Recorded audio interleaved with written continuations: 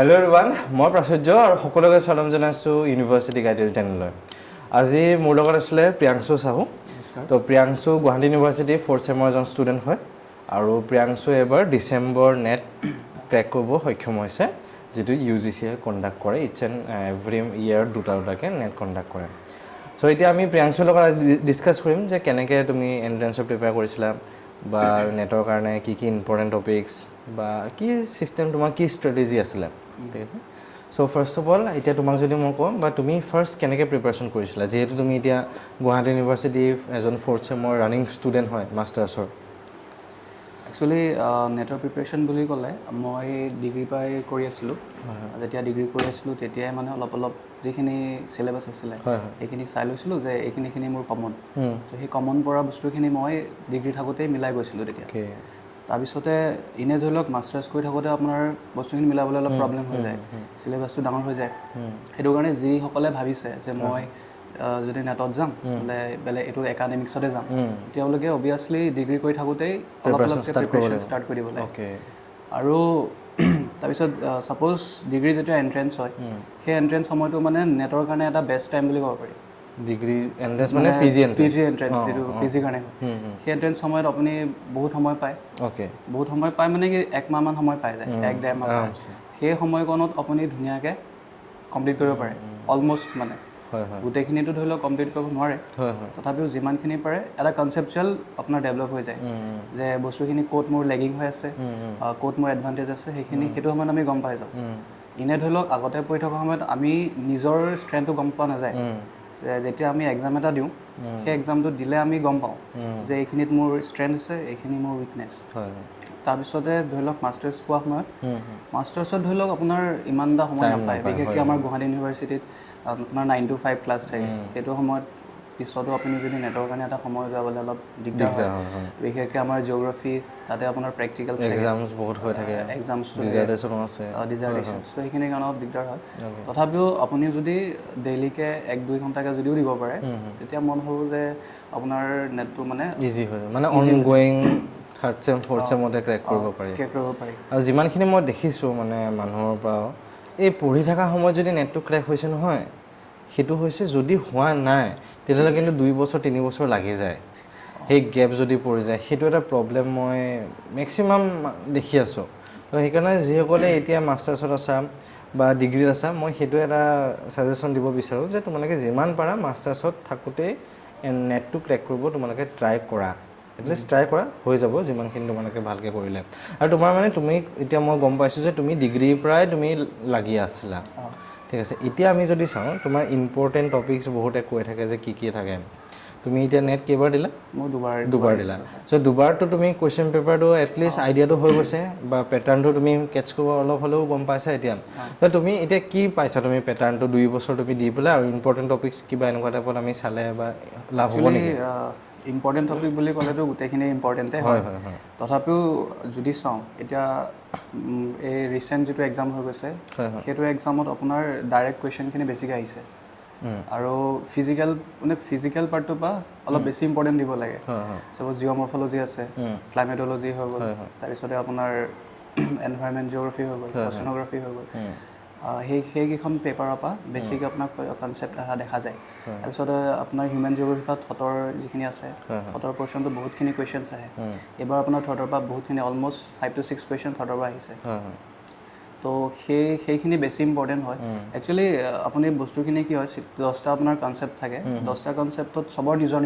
বেলেগ ভিউ থাকে। যে যদি কোনোবাই জিঅ'মৰ্ফলজিটো বোলে তাৰ কাৰণে ভাল, কাৰোবাৰ কাৰণে বোলে আপোনাৰ অচেন'গ্ৰাফীটো টান হ'ব পাৰে। তো সেই বস্তুটো নিজে ভাগ কৰি ল'ব লাগে যে মই এই 10টাৰ ভিতৰত এইখিনি বোলে মোৰ কমফৰ্টেবল, এইখিনি কমফৰ্টেবল নহয়। তো সেই কমফৰ্টেবল যিখিনি আছে সেইখিনি অলপ ৰিভিজন দিলেও,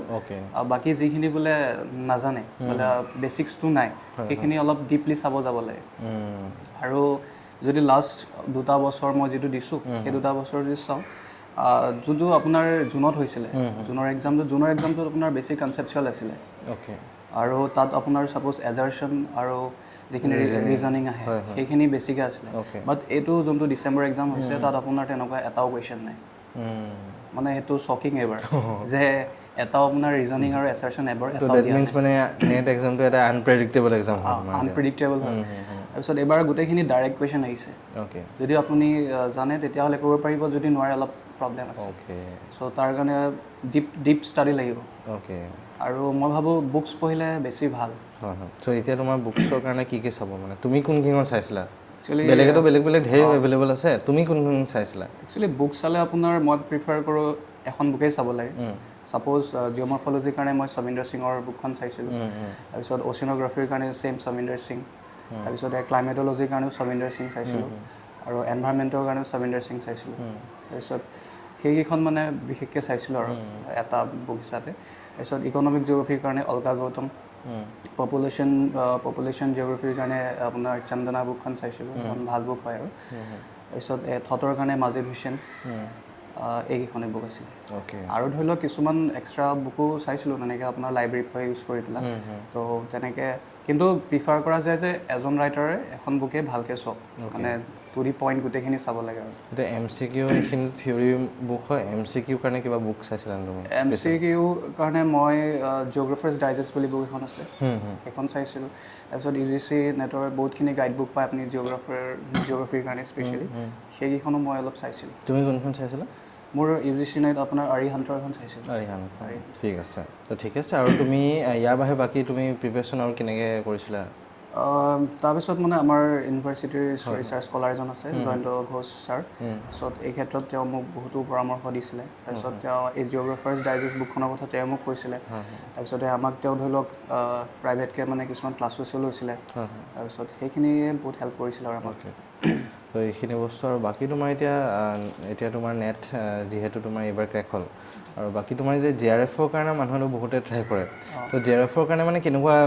হেৰি হয় মানে কাট অফ কিমান যায় বা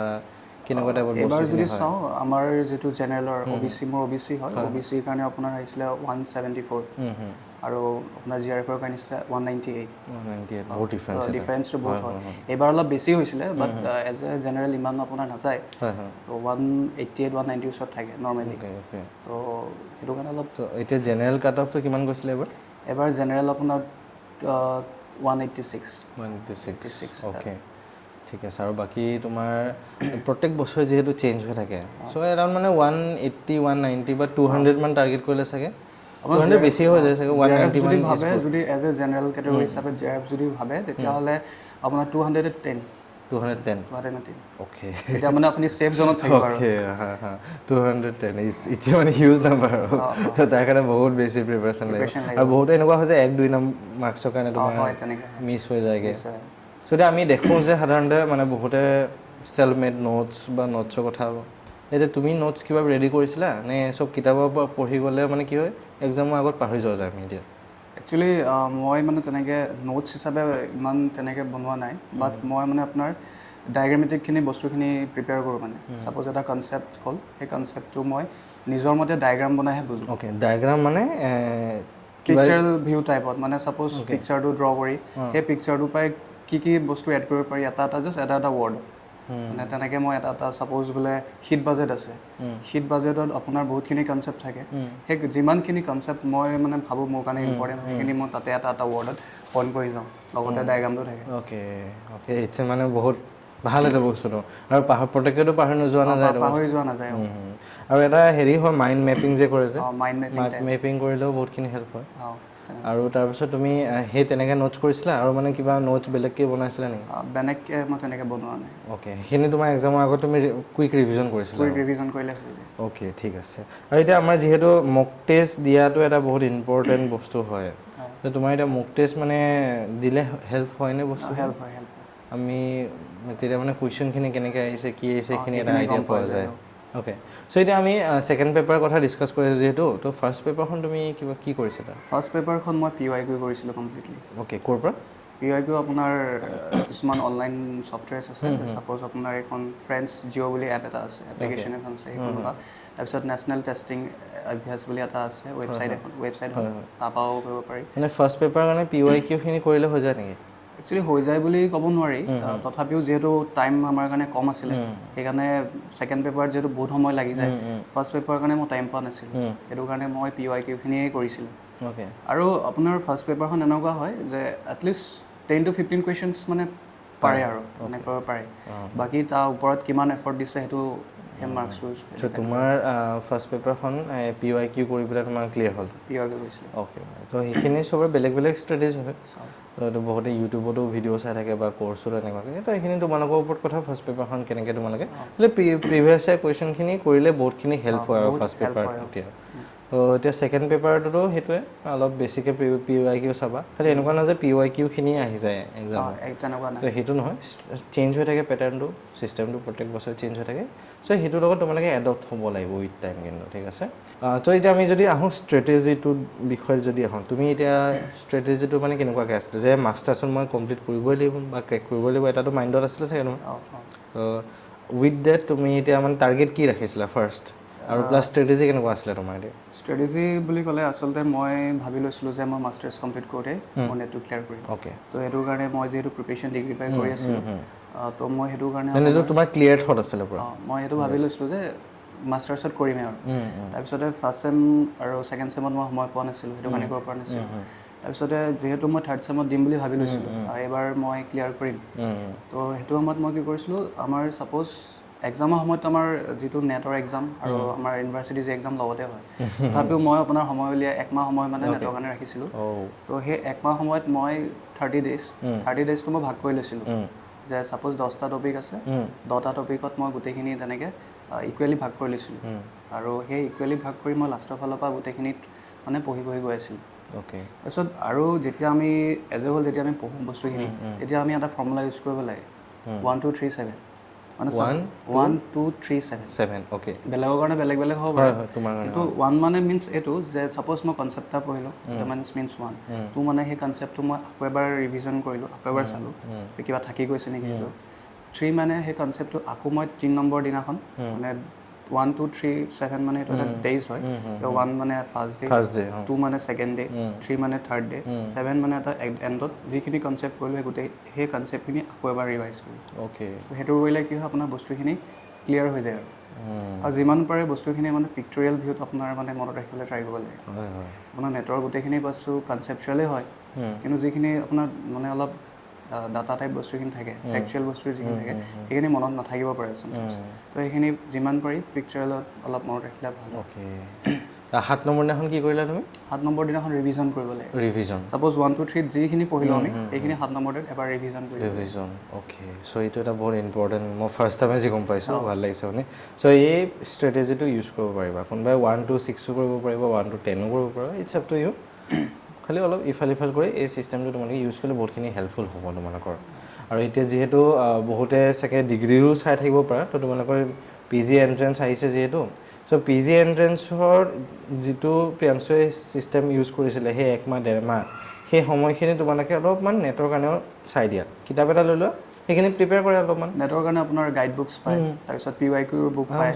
সেইখন বুক চাব লাগে আৰামছে লৈ লোৱা সেইখিনি তো সেইখিনি অলপমান তোমালোকে চাই বস্তুখিনি এতিয়াৰ পৰা অলপ লাগি যোৱা কাৰণ ডে বাই ডে কম্পিটিশ্যনটো হাই লেভেল গৈ আছে এতিয়া আজিৰ পৰা 5 বছৰ আগত যিটো নেট ক্ৰেক কৰা চিষ্টেম আছিলে এতিয়া টোটেলি এটা এক্সাম পেটাৰ্ণো চেঞ্জ কম্পিটিশ্যনো বেছি হৈ গৈছে আৰু মানুহ এক্সাম দিয়াও মানুহ বহুত বেছি হৈ গৈছে তো সেইকাৰণে তোমালোকে এতিয়া ডিগ্ৰী পাই লাগা কোনোবা যদি মাষ্টাৰ্ছৰ ফাৰ্ষ্ট আহিছা এতিয়াৰ পৰা লাগি যোৱা যিমান পাৰা মাষ্টাৰ্ছ কৰি থাকোঁতে এণ্ট্ৰেঞ্চটো নেটটো ক্ৰেক কৰিব চেষ্টা কৰা তোমালোকে যে নালাগিলেও কোনো কথা নাই নেটটো ক্ৰেক কৰিব চেষ্টা কৰা নহ'লে যদি মানে ৰৈ গৈছে তেতিয়াহ'লে টাইম লাগি যায় কিন্তু দেই সেইটো মই বহুতৰ ক্ষেত্ৰত দেখিছোঁ মানুহৰ মানে এটা ফ্ল'ত গৈ থকা যায় ন আমি মাষ্টাৰ্ছত পঢ়ি থাকোঁতে ৰেগুলাৰ পঢ়ি আছোঁ গৈ আছোঁ লগৰ লগত কথা পাতি আছোঁ টোটেলি তোমাৰ ছাবজেক্টটোৰ ওপৰতে ৰিভল্ভ ঘূৰি থকা যায় যে গেপ পৰিলে মাষ্টাৰ্ছ শেষ হোৱাৰ পিছত তেতিয়া সেই ছাবজেক্টটোৰ পৰা অলপমান হ'লেও কানেকশ্যনটো এৰি যায়গৈ তো তেতিয়া কিন্তু আমাৰ প্ৰব্লেম অলপ দেখা যায় এনেকুৱা নহয় যে নহয় ক্ৰেক খালি যিমানখিনি মই দেখিছোঁ সেই হিচাপত মই কৈছোঁ বাৰু বাকী ভালকৈ লাগিলে আৰামছে হ'ব আৰু এতিয়া বাকী তুমি লাষ্ট যিসকলে এইবাৰ নেট দিব বা ডিগ্ৰীত আছে তো কিবা ক'ব বিচাৰা তুমি একচুৱেলি যিসকলে ভাবিছে নেট দিম বুলি তেওঁলোকে এটাটো থিৰাং কৰি ল'ব লাগে যে মই নেটে দিম আৰু মই এইটো লাইনতেই যাম একাডেমিক্স লাইনটোতে যাম আপুনি ধুধুৰ মুধুৰ খাই থাকিলে বস্তুটো অলপ কনফিউজিং বহুতো হেৰি হয় BEd হ'বনে নেট হ'বনে এইটো ভাবি থাকিব নালাগে বিকজ ডিগ্ৰী কৰাৰ পিছত যদি ভাবিছে মই একাডেমিক্সত যাওঁ দেন চিয়'ৰলি নেটৰ কাৰণে ট্ৰাই কৰি থাকিব লাগে আৰু ইমান ভয় খাবলগীয়া একো নাই যদি বাকী যিখিনি বেচিক্স কনচেপ্ট সেইখিনি জানিলেই হৈ যায় বাকী এবাৰ হ'লেও নেটটো দি চাব লাগে জেনেৰেল আপোনাৰ এটা নলেজ আহি যায় বস্তুটোৰ ওপৰত ছাবজেক্টটোৰ ওপৰতো নলেজ আহি যায় তো সিমানেই আৰু ঠিক আছে তো থেংক ইউ প্ৰিয়াংশু সকলোকে বহুত বহুত ধন্যবাদ ভিডিঅ'টো চোৱাৰ বাবে এণ্ড কিবা যদি তোমালোকৰ প্ৰব্লেম থাকে কমেণ্ট কৰি জনাব পাৰা আমি তোমালোকক এইখিনি হেল্প কৰিব পাৰিম আৰু এটা বিশেষ খবৰ এটা আছে আমি এটা নেটৰ ক্ৰেছ কোৰ্চ আনি আছোঁ ফৰ 3 months ক্ৰেছ কোৰ্চটো যেনেকৈ প্ৰিয়াংশুক গাইড কৰিছিলে জয়ন্ত ছাৰে তো জয়ন্ত ছাৰে তোমালোকক মেণ্টৰশ্বিপ দিব বা শিকাব গোটেইখিনি বস্তু আৰু লাষ্ট আমাৰ নেট যিটো গৈছিলে জয়ন্ত ছাৰে আমাৰ এটা গাইডেন্স ছেশ্যন কৰিছিলে তো তাত আমাৰ 15জনমান ষ্টুডেণ্ট আছিল তো তাৰ ভিতৰত 11জনে নেট ক্ৰেক কৰিব সক্ষম হৈছে তাৰ ভিতৰত 9জনে নেট ক্ৰেক কৰিছে 2জনে PhD ক্ৰেক কৰিছে নেট এক্সাম দি পেলাই তো আমি এতিয়া অহা 7-8 তাৰিখৰ পৰা মানে 10 তাৰিখৰ আগত আৰু বিহুৰ আগতে আমি কোৰ্চটো আহি আছে তো তোমালোকে জইন কৰিব পাৰিবা কিবা যদি সুধিব লগা থাকে নাম্বাৰটো দি থৈ দিয়া আছে ইয়াতে বা ডেছক্ৰিপশ্যনটো গোটেই ডিটেইলছখিনি দি থৈ দিয়া আছে তোমালোকে আমাৰ হোৱাটছএপ গ্ৰুপটোত জইন হৈ ল'ব পাৰিবা আৰু নাম্বাৰটো দি আছে হোৱাটছএপত তোমালোকে টেক্সট কৰিব পাৰিবা এবাউট দ্য কোৰ্চ ঠিক আছে তো এইখিনিয়ে আমাৰ ফালৰ পৰা আছে ধন্যবাদ সকলোকে thank you once again Priyanshu তো ভিডিঅ'টো চোৱাৰ বাবে আৰু নতুনকৈ যদি আহিছে চেনেলটো প্লিজ ছাবস্ক্ৰাইব কৰি দিবা থেংক ইউ